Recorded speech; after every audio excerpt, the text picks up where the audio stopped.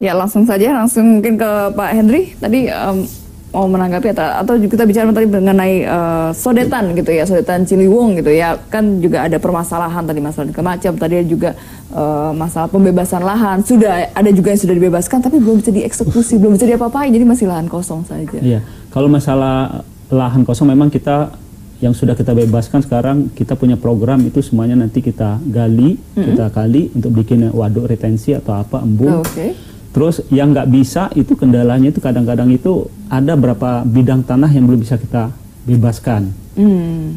Soalnya kalau kita beli beberapa bidang tanah belum bebaskan kita nggak bisa gali. Karena takutnya, tapi kita laksanakan sekarang hanya pemagar-pemagaran untuk mengamankan aset-aset kita. Nah itu yang kita lakukan. Oke, baik, tahan dulu, kita sapa lagi pemirsa yang mau bergabung. Halo, selamat malam.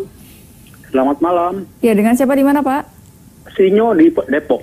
Silakan Pak, Sinyo di Depok. Iya, saya ada beberapa saran yang saya ini. Saya melihat sekarang ini kan saluran air. Saluran air itu kan terbuat dari beton ya. Terbuat dari beton. Halo? Iya. Iya, terbuat dari beton. Nah, betonnya itu juga bukan hanya dinding tetapi ada dasarnya. Nah, saya pikir dasarnya ini kalau kita tiadakan bagaimana sehingga air bisa menyerap ke bawah gitu.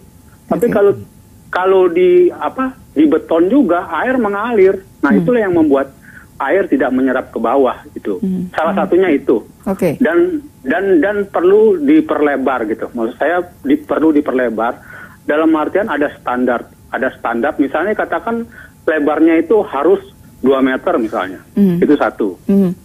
Jadi berdinding oke, tetapi tidak tidak ada dasar betonnya di bawah sehingga air bisa ke bawah. Ke tanah. Diserap. Itu satu.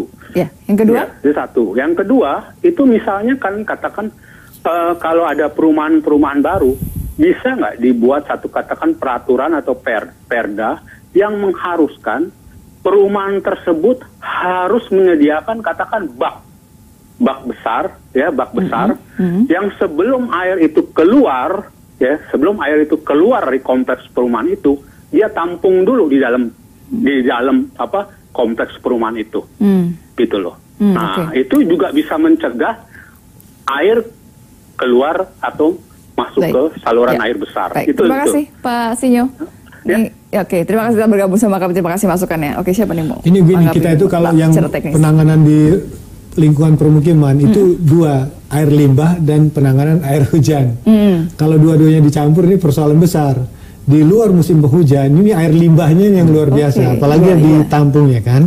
Nah, tapi kalau penanganan air hujan sebetulnya dengan kolam resapan pun kita membuat sumber resapan itu kan bisa membantu lah, artinya dengan kinerja mengurangi beban dari drainase. Sekarang ini yang terjadi di kita sistem limbah, sistem air hujan itu semua jadi satu, padahal itu harus terpisah. Itu harusnya terpisah. Yang kedua ini kan sistem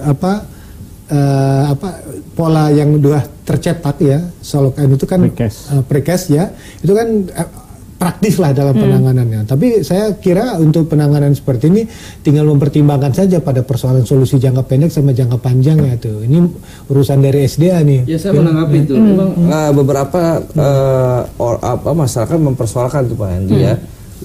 Catatan SDA juga. Sepertinya ini ada yang perlu ditelusuri. Kalau tidak pakai precast gitu ya begitu, itu dalam persoalan lelang itu sulit e-katalog Pak. Kalau dalam bentuk yang seperti itu merubah rumusan lagi pada persoalan pengadaan kan ya. Ini mungkin lebih baik cari jalan tengahnya. Saya menyarankan pada sumber daya segera merevisi lah. Memang kalau pakai precast itu cepat Pak. Ada clue, ya kan cepat pasang. Ada clue cepat pasang. Tapi itu berdampak jangka panjang ya. Silakan. Jadi penyerapan berkurang. Jadi gini, saya bicara dari segi teknisnya ya. Kan saluran di warga itu kan lebarnya paling 0,5 meter, 1 meter. Kalau kita sebenarnya sih, kalau kita nggak bikin precast, kita gali aja, akan timbul masalah lain. Kenapa? Itu bisa runtuh, bisa roboh, bisa aja ketutup lagi kalau tanahnya masuk semua. Kenapa kita bikin precast kayak gitu? Ini secara teknis Pak, supaya mereka ini tahan. Ada longsoran di tekanan-tekanan kiri kanannya ketahan sama precast itu. Nah itu masalahnya. Kalau di kali-kali besar atau sungai besar, kita memang dasarnya nggak kita cor, nggak kita kasih beton. Kenapa? Karena posisinya lebar. Kalau ini kecil, kita 0,5 meter, kita kasih kayak mini seat pile namanya, itu udah ketutup berapa banyak itu. Nah itu secara teknisnya ya, mungkin itu precast itu untuk menahan, pertama menahan air takut roboh, tekan-tekan kiri kanan, longsor, ketutup lagi. Kan dulunya kan memang sebenarnya kan orang bikin saluran kecil itu kan biasa digali aja. Tapi pas hujan deras akhirnya ketutup saluran itu. Dengan precast ini kita precast ini kita bisa menahan. Jadi itu Pak. Jadi nanti cobalah kita kaji nanti. Bukan kalau untuk cepat untuk cepat Jadi gini, ibaratnya kalau untuk mengusir mengusir cepat gitu ya. Tapi untuk jangka panjang tidak, kecuali tadi kita membuat sistem poldernya atau kolam retensi. Precast bolong-bolong bolong-bolong. Itu bisa membantu persoalan teknisnya, karena persoalan tadi kita kekurangan air tanah. Kita jarang menyuntikkan, bahkan jarang menyimpan. Pada saat air jutaan ini tumpah, sama sekali kita membuang. Itulah persoalan yang terjadi. Eksploitasi air tanah makin tinggi, cadangannya makin berkurang. Otomatis ya kalau musim kemarau barulah kita kerasa betapa sulitnya mendapatkan air tanah di Jakarta gitu. Ya, mungkin untuk menambah sumur-sumur resapan ini bagaimana dari SDA ya, sendiri? memang kan Pemda DKI kebetulan kan bukan di SDA Bu ya. Itu ada namanya Dinas Sinergi, itu dia SDM. Dia yang bikin itu. Memang tetap berjalan. Sekarang tetap berjalan, mungkin di titik-titik mana saya kurang hafal lah. Tetap berjalan. Tapi berkoordinasi begitu ya dengan SDA? Beda di luar tupoksinya kita dia. Inilah mungkin menurut saya mesti ada rencana terpadu bukan tergantung pada duit ya. Ada dana kita kerjakan, ada dana tidak kita kerjakan. Tapi menurut saya ada bagusnya ada pola penanganan yang struktur dan non struktur itu tadi. Penanganan banjir kan tahu, kalau struktur orang udah tahu lah, teknis, waduk, normalisasi dan sebagainya. Non strukturnya ini resapannya, penghijauannya, atau naturalisasinya, atau segala macam, itu yang belum terlihat. Kalau kita lebih senangnya pendekatan struktur, karena anggarannya banyak. Kalau yang non struktur ini menggerakkan masyarakat, gerakan kultural, kesadaran, kebersihan, agak berat. Jadi kadang-kadang yang sudah kita optimalkan dengan pekerjaan teknis, gagal lagi karena kulturnya tidak berubah.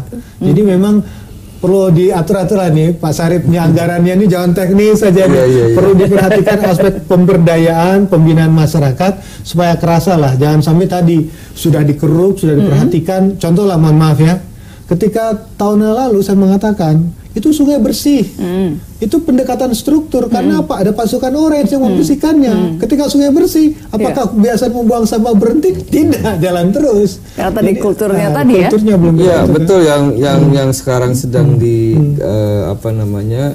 dicoba ya, bukan coba-coba, dicoba, dikenalkan, diintroduksi, dan memang sudah banyak respon dari masyarakat kan, pendekatan dengan CFV itu ya. Jadi melibatkan masyarakat yang dimaksud dalam Kang Yayat kan partisipasi, ya kan. Memang banyak hal yang perlu didorong untuk tingkat partisipasi, soal misalnya pemeliharaan sungai, ya kan. Dulu di beberapa tempat tuh ada komunitas-komunitas perawat, penjaga, peduli terhadap ini mungkin berkurang. Ya, sekarang yang masih aktif itu aja kelompok arus itu, beberapa kali angke, kemudian komunitas Ciliwung juga ada sebetulnya. Ya, yang di arus, yang terkenal kan arus ya. Beberapa kelompok-kelompok itu memang saya setuju dengan Pak Yayat, mulai diaktifkan kembali sehingga beban berat pemerintah untuk soal penganggaran misalnya kan, masalah kan bisa tadi Pak betul, masalah bisa diselesaikan dengan struktur, bisa dengan kultur. Salah satu potensi yang sangat besar untuk mengatasi itu adalah kultur, adalah budaya masyarakat bersih. Kita tahan dulu, kita masih punya segmen berikutnya, segmen terakhir, kita kembali saat lagi tetap bersama kami.